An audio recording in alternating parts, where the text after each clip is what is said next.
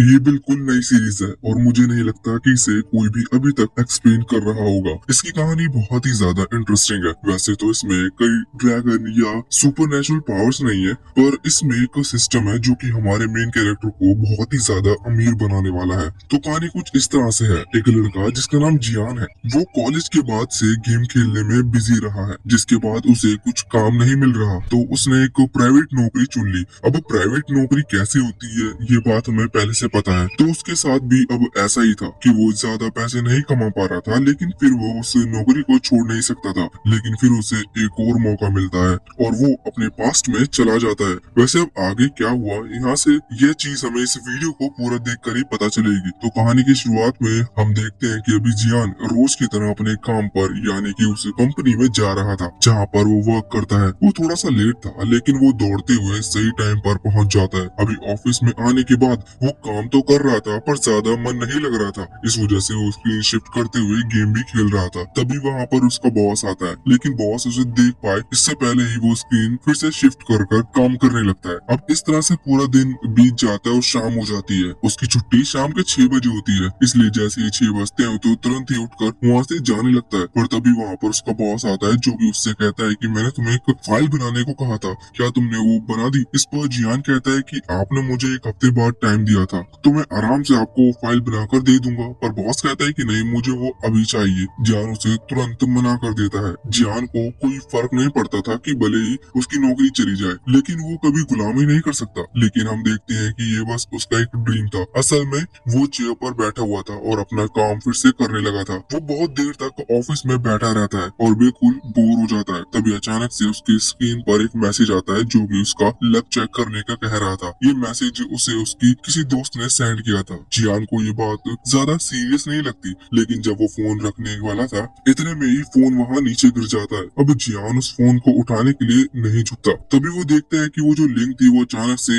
Open हो चुकी थी और उसका लक सामने आ चुका था। जियान को कुछ समझ नहीं आ रहा था, लेकिन तभी अचानक से स्क्रीन के अंदर से बहुत सारे तलिस्मान निकलना शुरू हो जाते हैं, जिसके बाद वहाँ एक पोर्टल ओपन होता है और अभी जिस डस्टबिन में उसका फोन गिरा था, उसी डस्टबिन में एक ब्लैक होल क्रिएट होता है। जियान को अपनी तरफ खींच लेता है और कुछ देर बाद जियान को उसका दोस्त यांग नींद से जगाता है। लेकिन जब जियांग उठता है तो वो बहुत ही ज्यादा हैरान हो चुका था। उसे जानने को मिलता है कि वो पास्ट में आ चुका है और ये उसके कॉलेज का टाइम है। जब वो कॉलेज में पढ़ रहा था, तो अभी यहाँ उसका दोस्त यांग उससे कह रहा था कि उसकी सर अटेंडेंस ले रहे हैं, हमें चलना चाहिए। उसके वहाँ पर और भी दोस्त है, क्योंकि वो होटल में है। अभी जियांग सोचता है कि ये तो कमाल हो गया, मैं पास्ट में आ चुका हूँ, इसका मतलब मैं अपना फ्यूचर फिर से एक बार क्रिएट कर सकता हूँ। वैसे यहाँ वो अपनी टीचर्स के बारे में सोच रहा था, जैसे कि वो कॉलेज की डीन है, वो कभी भी उसकी अटेंडेंस नहीं लिखते हुए किसी भी दिन जियान टाइम पर क्यों ना चला जाए। और एक और टीचर है जो कि कहते हैं कि अटेंडेंस कोई मैटर नहीं करती, मतलब वो टीचर बहुत अच्छे हैं। लेकिन सेमेस्टर खत्म होने के बाद जियान को पता चल चुका था कि वो बस एक्टिंग कर रहे थे, कि उन्होंने बाद में जियान को फेल कर दिया था। लेकिन अब ये चीज मैटर नहीं करती, वो पास में आ चुका है। वो बहुत ही खुश था कि अब वो फिर से कुछ अलग सोच सकता है। लेकिन इसी दौरान उसके सामने सिस्टम एक्टिवेट हो जाता है, जहाँ पर जो सिस्टम मैनेजर है,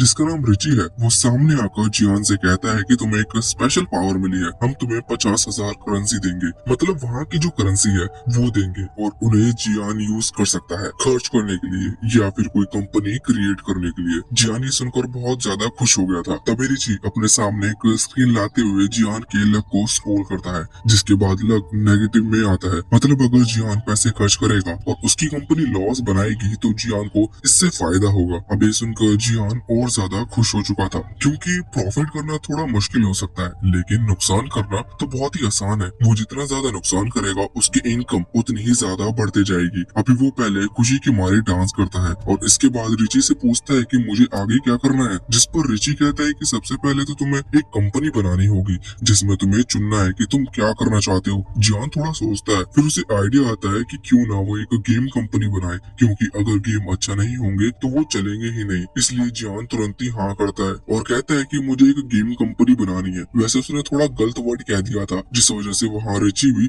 नाम गलत रख देता है कंपनी का, लेकिन इससे जियान को कोई फर्क नहीं पड़ रहा था, क्योंकि उसे तो वैसे भी लॉस में जाना है। अब जियान ने यहाँ चुन लिया था कि उसे एक गेम क्रिएट करना होगा। तभी रिची उससे कहता है कि तुम्हारे पास सिर्फ 14 दिन का टाइम है, तुम इतने में ही एक गेम क्रिएट कर उसे पब्लिश कर सकते हो। अगर तुमने उसके बाद ये सब किया तो तुम्हारे 50,000 पॉइंट्स माइनस हो जाएंगे जाएंगे और फिर तुम कुछ नहीं कर सकते। साथ ही वो ये भी कह रहा था कि तुम किसी को भी सिस्टम के बारे में बता नहीं सकते। जियान कहता है कि चलो ठीक है। इसके बाद अब जियान सोच रहा था कि आखिर 14 दिन में गेम कैसे क्रिएट करूंगा, क्योंकि गेमिंग में करीबन कई महीने लग जाते हैं। अब वहीं पर उसका दोस्त यांग आता है। जियान उससे पूछता है कि क्या हम सच में 14 दिन के अंदर किसी गेम को क्रिएट कर सकते हैं, जिस पर उसका दोस्त कहता है कि हाँ, ऐसा पॉसिबल है। अभी अभी रिसेंटली एक वेबसाइट निकली है जिस पर हम अगर किसी भी कोड के बारे में लिखते हैं तो अपने आप ही कोड जनरेट हो जाता है, जिस वजह से गेम क्रिएट करना बहुत आसान है, पर वो थोड़ा पैसे लेते हैं। अब जियानी सुनकर खुश हो गया था। यांग के वहाँ से जाने के बाद वो तुरंत ही उस वेबसाइट को ओपन करता है और वहाँ गेम बनाना शुरू करता है। अभी वो एक ड्राइविंग गेम बना रहा था जिसमें उसने 20,000 रुपए सिर्फ एक थीम के लिए खर्च कर दिए थे, ये देखने के लिए कि वो जगह कैसी है। और अब उसे वो डेजर्ट एरिया बहुत ज्यादा पसंद आया था, इस वजह से वो एक अच्छी सी कार सेलेक्ट करता है। साथ ही फिर वहाँ पर जो थोड़े बहुत पैसे बच रहे हैं उनसे वो आसपास की चीजें जैसे सन वगैरह, नेचर वगैरह क्रिएट करता है। उसे ये गेम बोरिंग बनानी थी, इस वजह से वो इस गेम का जो फिनिशिंग टाइम है उसे 8 घंटे का कर सकता है। साथ ही उसने इसमें कुछ रेस वगैरह कुछ भी ऐड नहीं की थी, कोई दूसरा कंप्यूटर प्लेयर्स भी नहीं है। मतलब जो व्यक्ति इसे खेलेगा वो सिर्फ अकेले ही ड्राइविंग करता रहेगा 8 घंटे तक, और फिर अगर जिसने भी इस गेम को एक बार ओपन कर लिया वो इसे हटा नहीं सकता। जियान समझ गया था कि उसका प्लान पूरी तरह से कामयाब होने वाला है, ये दुनिया का सबसे बेकार गेम होगा। जियान तुरंत ही उसे क्रिएट करते हुए सेव कर देता है और उसका नाम लोनली डेजर्ट रखता है। जियान ने पूरी रात जागते हुए इस गेम को क्रिएट किया था। अगले दिन हम देखते हैं कि यांग और उसके जो बाकी दोस्त हैं वो आते हैं और कहते हैं कि जो पड़ोसी है, मतलब कि बाजू के कमरे में जो स्टूडेंट है, उन्होंने गेम के लिए चैलेंज किया है। वैसे वो ये गेम बहुत टाइम से खेलते आ रहे हैं, ये जियान वाला गेम नहीं है। इस गेम के दौरान वो जियान को भी इनवाइट करते हैं, पर जियान रात भर जागा था, इस वजह से वो मना कर देता है। अभी यांग बहुत ही बुरी तरीके से कह रहा था क्योंकि वो लोग थोड़े से नो प्लेयर है। यांग पूछता है कि तुम्हें कोई प्रॉब्लम तो नहीं हो रही, क्योंकि हम गेम खेल रहे हैं, शोर हो सकता है। पर इस पर जियान कहता है नहीं, मुझे कोई प्रॉब्लम नहीं है। असल में जियान ने अब से जॉब करना शुरू कर दिया है, तब से उसके पास पैसे आने शुरू हो गए हैं और साथ ही वो एंजॉय भी नहीं कर पा रहा क्योंकि उसके पास टाइम की कमी थी, और अब वो पैसे कमाकर टाइम बचा सकता है। इसके बाद सीन चेंज होता है और हम एक चाओ नाम के लड़के को देखते हैं जो कि एक कंटेंट क्रिएटर है और उसका सारा कंटेंट गेम के बेसिस पर होता है। जैसे कि कौन सा गेम खराब है तो वो उसका वीडियो बनाता है और कहता है कि इस गेम को बिल्कुल मत खेलो अभी। लेकिन उसकी कोई बेकार गेम नहीं मिल रहा था, साथ ही अभी उसे कोई स्पॉन्सर भी नहीं मिल रहा था। तभी अचानक से उसके सामने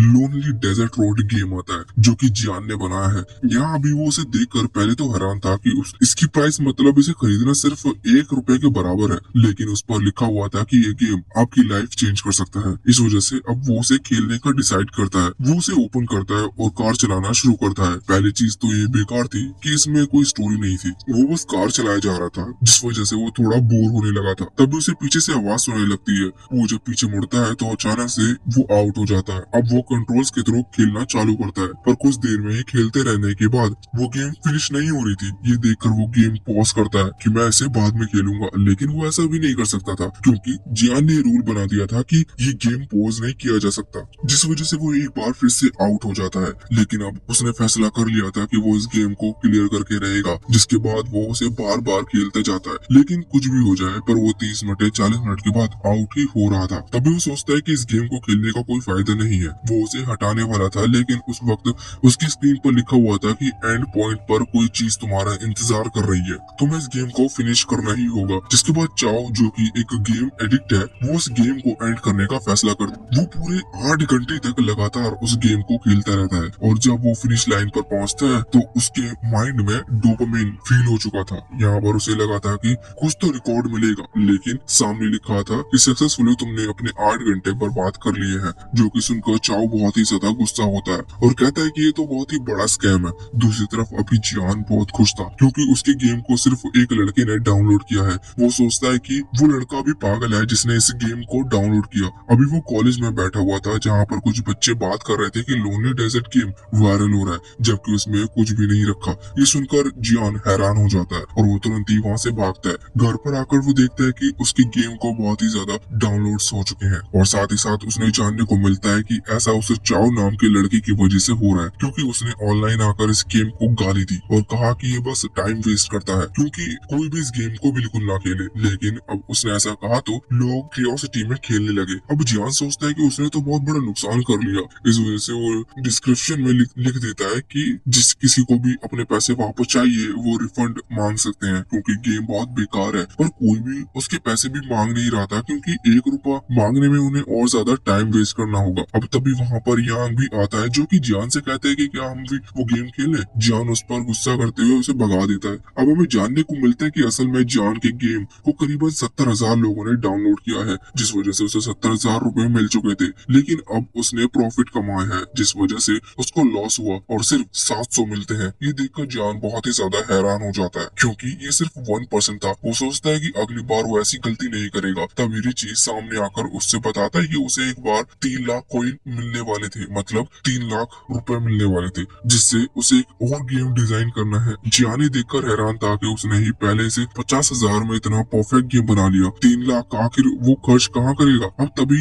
यांग खड़ा होकर कहने लगता है कि हमें फिर से हमारे नेबर्स को चैलेंज करना चाहिए और उन्हें हराना चाहिए, जिस पर बाकी सभी दोस्त भी तैयार थे। गेम फिर से शुरू होता है, लेकिन वो बहुत ही बुरी तरह से हारते हैं, जिसके बाद अभी यांग को ब्लेम कर रहे थे और कह रहे थे कि तुम सबसे बड़े बेवकूफ हो। अब जियान इस पर ज्यादा ध्यान नहीं देता, लेकिन रात के टाइम उसे अचानक से आइडिया आता है कि अगर वो यांग की मदद ले एक गेम बनाने में, तो वो गेम फ्लॉप होने से कोई नहीं रोक सकता, क्योंकि यांग सच में बहुत ही घटिया गेम बनाएगा। और रात को ही यांग को जगाता है और कहता है कि मुझे तुम्हारी मदद चाहिए। लेकिन ये देखकर यांग डर जाता है कि इतनी रात को जियान को क्या मदद चाहिए, इसलिए वो चिल्लाता है, जिस वजह से पूरा हॉस्टल जाग चुका था। इस वजह से जियान अभी यांग से कुछ नहीं कहता, लेकिन अब अगले दिन से वो उसके पीछे पड़ चुका था। यांग ये देखकर बहुत डर रहा था कि आखिर जियान चाहता क्या है, जिस वजह से वो वहाँ से भागता है। तो फिर जियान उसका रास्ता रोकते हुए उसे सच बताता है कि उसे एक गेम डेवलप करना है, जिसमें उसे यांग की मदद चाहिए। यांग इस पर तुरंत ही मना कर देता है और कहता है कि हम कभी भी एक गेम बनाने में कामयाब नहीं हो सकते। पर इस चीज पर जियान कहता है कि मैंने अभी अभी एक गेम बनाया जिसमें मैंने 3 लाख रुपए कमाए, और वो नाम भी बता देता है कि उसने ही लोनली डेजर्ट रोड गेम बनाया है। ये सुनकर यांग शॉक हो जाता है। वह कहने लगा कि तुम तो सच में एक जीनियस हो। वैसे इसके बाद वो लोग प्लानिंग कर रहे थे कि वो किस तरह से गेम बनाएंगे, जहाँ यांग कह रहा था कि हमें पहले तो हमें कोई कोड वगैरह के बारे में जानना होगा, और इसलिए वो तुरंत ही कुछ बुक्स ले आया था जिनमें कोडिंग के बारे में लिखा हुआ है। पर जियान कहता है कि नहीं, इसकी जरूरत नहीं है, क्योंकि हमारे पास ऑलरेडी एक वेबसाइट है जहाँ से हम आराम से कोड क्रिएट कर सकते हैं। अब जियान चला गया था, लेकिन यांग ने हार नहीं मानी थी। वो भी उन बुक्स को पढ़ने की कोशिश करता है, पर उसको भी नींद आ जाती है। ये देखकर जियान खुश था और कह रहा था अब सक्सेसफुली मैं एक फ्लॉप गेम बना पाऊंगा। अभी जियान को डिसाइड करना था कि आखिर उसे किस तरह का गेम बनाना है। पहले वो सोचता है क्यों ना वो एक ड्राइविंग गेम ही बनाए, लेकिन फिर उसे ये भी याद आता है कि उसका अभी अभी एक गेम चल चुका है, और अगर उसने फिर से ऐसा गेम बनाया तो लोग उसे जरूर डाउनलोड करेंगे। इस वजह से अब वो मोबाइल गेम की तरफ शिफ्ट हो जाता है। अब एक बेकार गेम बनाने के लिए उसे बहुत ही ज्यादा रिसर्च करनी पड़ती है। वो मार्केट में देखता है कि किस तरह के गेम चल रहे हैं और किस तरह के नहीं। उसे एक गेम कोड दिखता है जो कि बहुत ही ज्यादा फेमस चल रहा था। ये देखते हुए कई सारी कंपनियां ने उसकी कॉपी क्रिएट की, लेकिन वो कॉपी नहीं चल पाई क्योंकि वो कोड गेम जितनी अच्छी नहीं थी। जियान भी डिसाइड करता है कि वो एक ऐसा कोड गेम बनाएगा जो कि बहुत बेकार हो, क्योंकि जियान ने देख लिया था कि जिनके कोड गेम बेकार थे उन्होंने सच में बिल्कुल भी प्रॉफिट नहीं हुआ, बल्कि वो लॉस में ही गए। इसके बाद जियान यांग को लेकर एक रेस्टोरेंट में आता है जहाँ पर वो खाना खाते हैं, और जियान कहता है कि हमें कुछ लोग चाहिए जो कि डिजाइन क्रिएट कर सके। इसके लिए जियान बहुत ही पैसे देने की भी कहता है, जिस पर यांग कहता है कि हमें ऐसा करने की जरूरत नहीं है, हम इसे सस्ते में भी काम करा सकते हैं। लेकिन जियान कहता है कि नहीं, उसके पास 3 लाख है जिसे वो पूरा खर्च करते हुए इस गेम को क्रिएट करना चाहता है। यहाँ पर वो यांग से भी कहता है कि गेम में जो क्रिएटर्स होंगे उनकी जो स्टोरी होगी वो तुरंत ही लिखनी है। यांग कहता है कि इससे तो गेम बोरिंग हो जाएगा, पर जियान कहता है कि नहीं, हमें गेम पूरी ईमानदारी से और जितने आइडिया आ रहे हैं वो सारे अप्लाई करते हुए बनाना है, क्योंकि लोनली डेजर्ट रोड को भी मैंने बहुत ही ज्यादा प्लानिंग के साथ बनाया था। इस पर यांग हाँ कर देता है, और यांग कहता है कि अभी क्यों ना हम इस गेम को जो कैरेक्टर है उन्हें ही डेवलप करें या फिर किसी एनिमल की तरह रखे। जियान को ये आइडिया बहुत ही पसंद आता है, क्योंकि इससे गेम और ज्यादा खराब लगेगा। इसलिए वो तुरंत ही पहले तो यांग को जीनियस कहता है और कहता है कि मैं तुम्हें हायर करता हूँ और अब मैं तुम्हें हर महीने 3,000 यान यानी कि उस करेंसी की सैलरी दूंगा, जिस पर यांग बहुत ही ज्यादा खुश हो चुका था। अब यहाँ से सीन चेंज होता है, हमें एक आदमी को दिखाया जाता है जो कि अभी कार में बैठकर जा रहा था, और यहाँ उसका ड्राइवर कहता है कि लोनली डेजर्ट रोड जिसने बनाया था वो बंदा अभी एक कोड गेम बना रहा है, लेकिन ऑलरेडी कई सारे लोग कोड गेम बनाकर खेल चुके हैं और उसे कुछ और चुनना चाहिए। मुझे नहीं लगता कि इस बार उसका गेम चल पाएगा। लेकिन ये सुनते ही वो आदमी जो कि कार में बैठा हुआ था वो उसे नौकरी से निकाल देता है और कहता है कि आखिर तुम किसी भी क्रिएटिव पर शक कैसे कर सकते हो। इसके बाद अब सीन चेंज होता है और हम जियान को देखते हैं जो कि अभी यांग के साथ एक बोट पर था और वहाँ वो बात कर रहे थे कि गेम को कैरेक्टर को डिजाइन करने के लिए वो किसकी मदद ले सकते हैं। यहाँ पर जियान पहले इस चीज पर रिसर्च कर रहा था लेकिन यान कहता है कि हमें किसी अच्छे आर्टिस्ट की हेल्प लेनी चाहिए जो कि फेमस हो। इस पर जियान कहता है कि बिल्कुल नहीं, अगर हम किसी अच्छे आर्टिस्ट को लेंगे और हमारा गेम चल गया जो कि चलने ही वाला है तो ऐसे में सारी स्पॉटलाइट उसके ऊपर आ जाएगी, लोगों को लगेगा हमने बहुत ज्यादा मेहनत की। ये बात यांग को सही लगती है। वैसे अब वो वहाँ से लौट आते हैं तो जियान थोड़ी रिसर्च करते हुए एक लड़के के बारे में पता लगाता है। वो लड़का असल में 24 कैरेक्टर्स डिजाइन करता है लेकिन जियान को 24 कैरेक्टर्स नहीं चाहिए थे, पर फिर भी वो किसी तरह से यांग को मना लेता है कि हमें इसे हायर करना है। इसके बाद अब एक ऑनलाइन मीटिंग होती है जहाँ पर यांग और जियान उस लड़के से बात कर रहे थे। वो लड़का वहाँ सामने आता है, उसका नाम जिन है और अब जियान उससे कहता है कि हमें टोटल 50 कैरेक्टर डिजाइन करवाने हैं लेकिन ध्यान रखना कि वो कैरेक्टर 24 ना हो। ये सुनकर जियान कहने लगता है कि आखिर तुमने मुझे हायर क्यों किया जबकि मैं तो सिर्फ 24 कैरेक्टर्स ही बनाता हूँ। तो इस पर जियान कहता है कि हमने